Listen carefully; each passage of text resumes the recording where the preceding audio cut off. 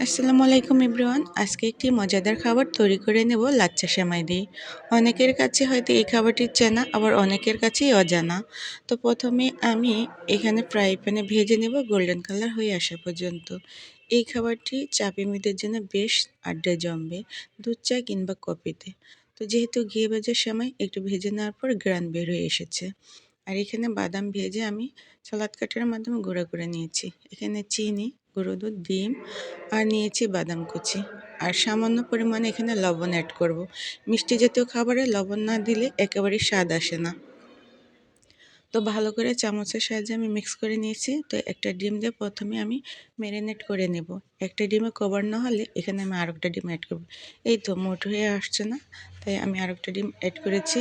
এখন ভালো করে আবারও মাখিয়ে নেওয়ার পর এই যে একেবারে দলা হয়ে এসেছে।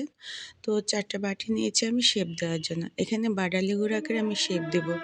তো আর বাকি 5 পিস আমি অন্যভাবে শেপ দিয়েছি বিস্কিটের আকারে, নোনতা বিস্কুট আকারে। তো একেবারে তেল হালকা আঁচে রাখা অবস্থায় সবগুলো দিয়ে দিয়েছি। এখন আলতোভাবে ভেজে নিতে হবে। যেহেতু ডিমে ম্যারিনেট করা একেবারেই শক্ত হয়ে এসেছে, কোনোখানি গুঁড়া ছড়াবে না এবং উল্টাতে গেলেও ভাঙবে না।